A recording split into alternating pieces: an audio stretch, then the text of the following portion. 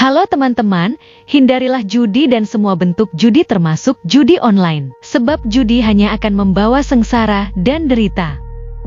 Jika kalian melihat komentar spam bot seperti ini, mohon bantuannya untuk melaporkan komentar ini dengan cara seperti ini. Assalamualaikum warahmatullahi wabarakatuh. Rio Riasport kembali menyapa Anda. Kita masuk ke segmen fakta di balik laga pertandingan pekan 15 antara Persib Bandung lawan Bayangkara. Sebelumnya kita akan sapa-sapa dulu buat kalian semua para penonton setia channel Rio Riasport. Dari mana saja nih kalian hadir? Oke, mungkin yang nggak kesebutkan, mohon maaf ya, karena banyak banget ya. Oke, dari Sumedang, dari Cianjur, dari Garut, dari Tasik, mungkin ya, dari Bandung, ataupun dari seluruh daerah yang ada di Jawa Barat, mungkin dari Jawa Tengah, mungkin Tegal, Sragen, mungkin Pekalongan, atau mungkin ya Semarang, dan lain-lain. Selamat pagi semua, dan juga dari Jawa Timur, mungkin dari Surabaya, dari Madura, dari Pacitan, segala macam ya. Juga dari luar Pulau Jawa, Sumatera, Kalimantan, Sulawesi, dan Irian, Papua, serta Bali. Semuanya selamat menyaksikan video ini, dan semoga saja kalian selalu sehat walafiat, dan semoga selalu tambah banyak rezekinya, dan juga dijauhkan dari segala mara bahaya. Oke, langsung aja kita bedah apa yang terjadi di laga antara Persib Bandung lawan Bayangkara FC. Apakah akan aja terjadi hal-hal yang aneh? Karena kan laga ini sebelumnya nggak disiarin di TV nih. Karena diprotes atau mungkin ya dalam tanda kutip dihujat lah sama netizen. Terutama supporternya Persib. Akhirnya Indosiar pun ya menyiarkan laga ini. Ya meskipun kita nggak tahu nih ada apa sih di balik laga kali ini. Makanya kami bikin video ini sebelum laga ini digelar loh ya. Jadi kami nggak tahu nih apa sih yang terjadi di laga kali ini. Makanya kami mengajak kalian semua buat kita sama-sama meneliti, mengamati apa yang terjadi di balik laga kali ini. Apakah ada hal-hal yang mencurigakan atau enggak. Tapi seperti biasa, sebelum kita bedah apa yang terjadi di balik laga kali ini, saya tetap mendukungnya untuk channel ini agar terus berkembang dan bisa memberikan berita-berita informatif yang tentunya semoga saja bermanfaat untuk kita semua. Caranya masih sama kok. Cukup dengan klik subscribe aja. Bagi yang belum subscribe, ayo dong subscribe dong. Aktifkan juga notifikasi loncengnya agar setiap kami upload berita terbaru, semoga saja Anda yang menjadi penonton pertama ya. Like, share, dan juga komennya. Oke, inilah beberapa hal yang bisa kami teliti, kami amati, dan kami coba kulik-kulik di laga antara Persib Bandung lawan Bayangkara FC di pekan ke-15.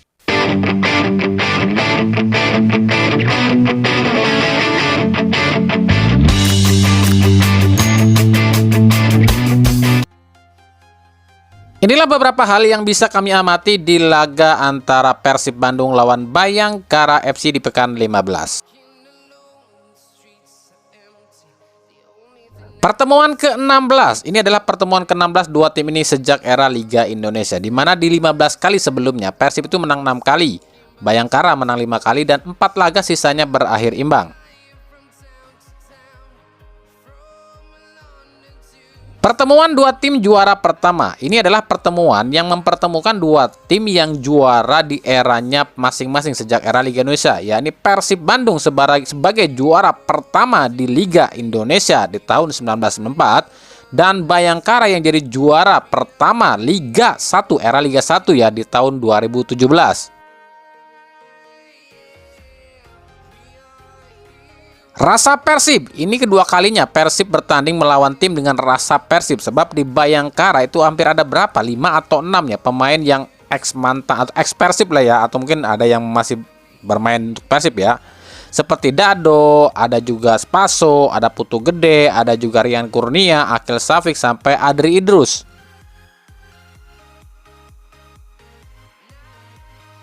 Wasit Eko Saputro, ini wasit asal Padang ya. Ini baru tampil 3 kali di Super League musim ini. Dan Persib tuh udah pernah dipimpin oleh wasit ini di pekan keberapa ya? Ke-7 kalau nggak salah, saat kalah 2-1 lawan Persita Tangerang.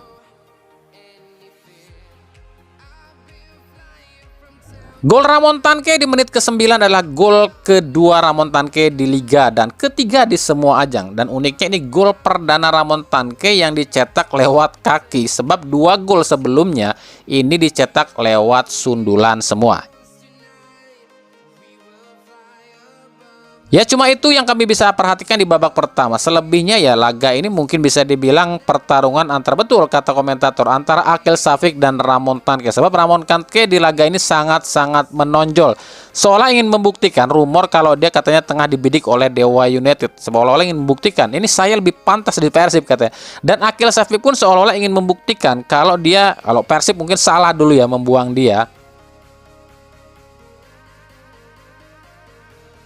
Kita masuk ke babak kedua, kita harus tunggu sampai menit ke-62, yakni menyaksikan gol kedua Ramon Tanke. Nah ini gol ketiga Ramon Tanke ya di Liga musim ini dan keempat secara total keseluruhan. Dan ini brace pertama Ramon Tanke musim ini.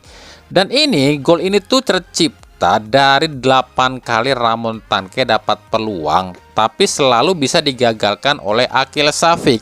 Tapi akhirnya Akil Safik ya kalah juga sama Ramon. Dan ini assist pertama Tom Haye di Persib musim ini. Dan gol ini tuh gol ketiga Ramon dari sundulan. Ya cuma itu yang kami bisa lihat di babak kedua. Selebihnya ya pertandingan berjalan ya normal-normal aja lah ya. Akhirnya menimbulkan beberapa fakta-fakta lain. Fakta yang pertama adalah soal Federico Barba dan Alfreanda Dewangga. Oke, duet Barba dan Matricardi ini adalah keenam ya, keenam kalinya hadirkan kemenangan lo ya. Artinya 90% kemenangan Persib selalu tercipta ketika Barba main. Apa artinya? Ini membuktikan kalau para pemain Persib di lapangan itu lebih nyaman main kalau ada yang namanya Barba di lini belakang.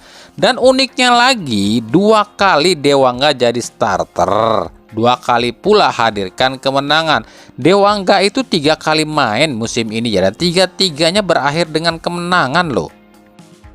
Kemenangan versus kekalahan. Ini kemenangan ke-10 Persib musim ini dan yang ke-7 ya dari Bayangkara FC sepanjang sejarah. Sementara sebaliknya, bagi Bayangkara FC ini kekalahan ke-5 musim ini dan yang ke-7 dari Persib Bandung. Dengan kemenangan ini, Persib untuk sementara mengungguli Persija Jakarta di posisi 2 dengan 31 poin. Unggul 2 poin dari Persija yang memang belum main ya. Sementara Bayangkara FC harus turun ke posisi 9 dengan poin yang sama dengan 3 tim lain, PSM Makassar dan juga Persebaya dengan 19 poin. Man of the match, udah jelas ya siapa man of the match di laga ini. Tentu saja Ramon Tanke dengan 2 golnya. Kalau LIB pilih pemain lain ya berarti tolol LIB-nya. Udah tahu di sini yang cetak 2 gol Ramon Tanke, masa dikasih man of the match ke pemain lain? Oke, kita bahas. Yang pertama Persib versus Persib Jilid 2. Ternyata untuk yang Jilid 2 ini dimenangkan oleh Persib Pusat ya. Wajar lah ya, beda kelas. Kalau yang ini Persibnya KW 3 kali ya. Beda dengan Persib KW 2 kemarin tuh. Ya, Persib KW 2 kemarin juga bisa menang karena apa? Main kandang dan istirahatnya lebih lama juga sih. Yang kedua Ramon versus Akil. Ya, laga ini dijuluki Ramon versus Akil. Dengan 9 save-nya yang dilakukan oleh Akil Safik, cuma kebobolan 2 gol sama Ramon Tanke. Sementara Ramon Tanke dapatkan 7 peluang dan 2 diantaranya bisa menjadi gol. Nah, hal ini mengingatkan kita pada musim berapa ya? 2021-2022 kalau nggak salah, antara Siro Alves versus Teja Paku Alam. Tapi waktu itu Teja Paku Alam yang menang ya.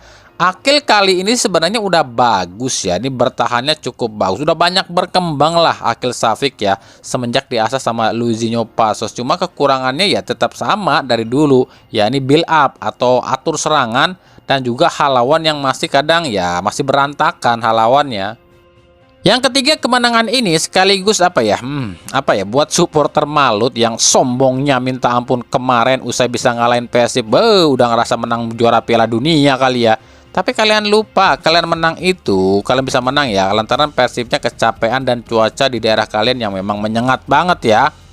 Karena Persib itu kalau istirahatnya cukup dan cuacanya bersahabat ya sulit dihentikan nanti kalau tim kalian main di Bandung dan posisi Persib pun nggak lagi mepet, nggak lagi kecapean, terus kalian bisa menang, kalian baru boleh sombong.